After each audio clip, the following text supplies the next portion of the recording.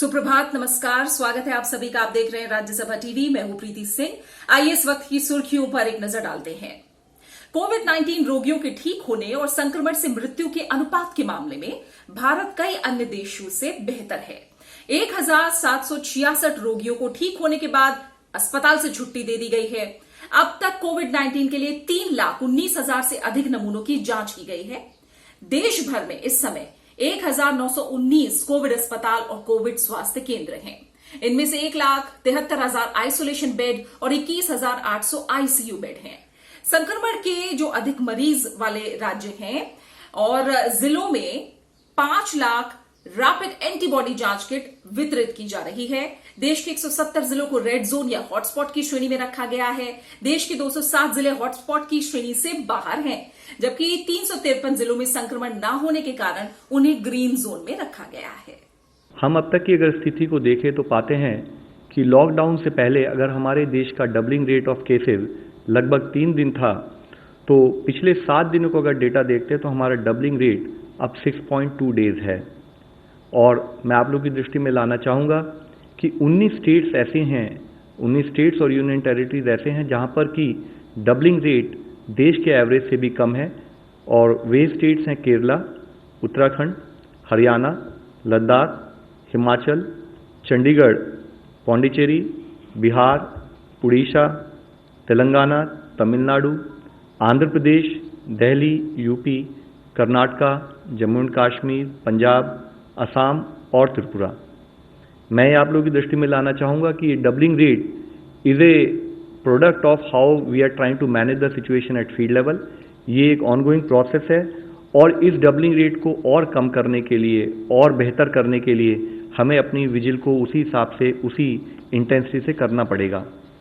इसी तरह से हमने सिचुएशन को एक और तरीके से एनालाइज किया जिसको हम कहते हैं growth factor. Growth factor calculate किया जाता है कि जो नए केसेस आए हैं उनको उससे पहले वाले दिन कितने केसेस आए थे उसके प्रोपोर्शन में कैलकुलेट किया जाता है। तो अगर हम इस डेटा को भी देखें तो पाते हैं कि अगर हम 1 अप्रैल से 1.2 के एवरेज ग्रोथ फैक्टर को देख रहे हैं, जबकि इससे 2 हफ्ते पहले यही ग्रोथ फैक्टर 2.1 एवरेज था 15 मार्च से 31 मार्च तक, तो हम पाते हैं कि करीब 40% डिक्लाइन हुआ है ग्रोथ फैक्टर में। और ये डिक्लाइन भी तब हुआ है जब एक साथ हम लोग दूसरी तरफ से प्रयत्न करके नंबर ऑफ केसेस जहाँ पर सैंपल्स कलेक्ट हो रहे हैं, सारी और आईएलआई के केसेस के भी सैंपल कलेक्ट हो रहे हैं, तो हम अपना नंबर ऑफ सैंपल्स देश में बढ़ाते आ रहे हैं। इसी के साथ ही हमने एक आउटकम रेशियो भी कैलकुलेट किया। आउटकम रेशियो कैलकुलेट करते हैं जो केसेस रिकवर्ड हुए हैं वर्सेस जो केसेस जिनमें डेथ रिपोर्ट हुई हैं। मैं आप लोगों की दृष्टि में लाना चाहूँगा कि देश की तरफ से देखें तो हर केस, हर डेथ एक चिंता का विषय है। और उसी समय में लेकिन अगर हम देखें तो हमारे यहाँ पर केसेस हैं करीब 80% अगर हमारे केसेस रिकवर हो रहे हैं और 20% केसेस में डेथ अगर जैसे रिपोर्ट हुई है, तो ये दूसरे देशों से अगर कंपेयर करें तो शायद हम कुछ बेहतर कर रहे हैं और हमें इसे और बेहतर करने की हमें एफर्ट करना है कि हम अपना ट्रीटमेंट और केयर फर्दर इम्प्रूव करते रहें ताकि हम इस रेशियो में फर्दर इम्प्रूवमेंट ला सकें। साथ ही 5 lakh rapid antibody test kits सभी राज्यों और जिलों में जहां पर भी हाई केस बर्डन नोट किया गया था वहां वितरित किए जा रही हैं।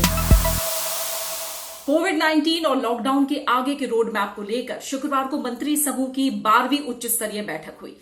स्वास्थ्य मंत्री डॉक्टर हर्षवर्धन की अध्यक्षता में हुई इस बैठक में chief of defence staff general Bipin Rawat, विदेश मंत्री एस जयशंकर समेत कई अन्य मंत्री भी मौजूद थे। मंत्रियों के समूह ने कोविड-19 के प्रबंधन के लिए वर्तमान स्थिति और कार्रवाई की समीक्षा की।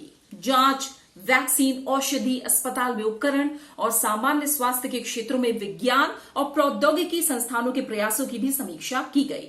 सरकार वायरस सीक्वेंसिंग और वैक्सीन के विकास पर भी काम कर रही है। सरकार इन प्रक्रियाओं में तेजी लाने के प्रयास कर रही है। लॉकडाउन के दौरान गृह मंत्रालय ने कुछ और क्षेत्रों को छूट देने का निर्देश दिया है।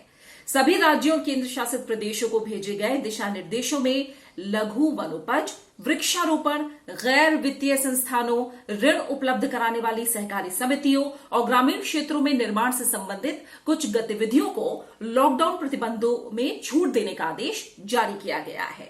इसके तहत ग्रामीण क्षेत्रों में बिजली की आपूर्ति, बिजली लाइनों को बिछाने और दूरसंचार ऑप्टिकल फाइबर को बिछाने से संबंधित गतिविधियों में छूट दी गई है। हालांकि सभी जगहों पर सोशल डिस्टेंसिंग का पालन करना जरूरी होगा। केंद्रीय गृह मंत्रालय के मुताबिक डाक विभाग ने लॉकडाउन के दौरान 100 टन से ज्यादा दवाओं और चिकित्सा से जुड़े अन्य आवश्यक सामान की आपूर्ति की है। विभाग ने इसके लिए मालवाहक विमानों और डिलीवरी वैन का इस्तेमाल किया है। कृषि मंत्री नरेंद्र सिंह तोमर ने पूर्णबंदी के दौरान खाद्यान्नों और जल्द खराब होने वाली वस्तुओं के परिवहन की सुविधा के लिए कल किसान रथ मोबाइल ऐप की शुरुआत की। ये ऐप कृषि और बागवानी उत्पादों के परिवहन में सुगमता लाने के उद्देश्य से एनआईसी द्वारा तैयार की गई है।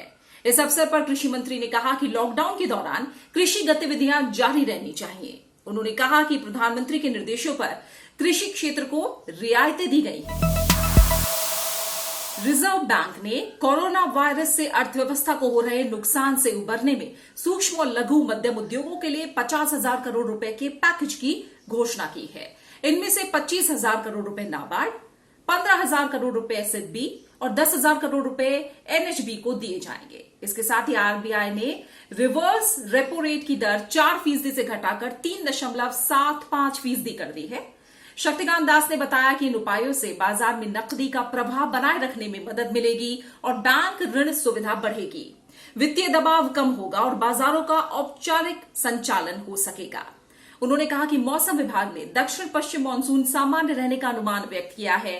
साथ ही विश्वास जताया कि साल 2021-22 में भारत की विकास दर 7% से ज्यादा रहेगी। 21, the IMF projects sizable V-shaped recoveries, close to 9 percentage points for the global GDP.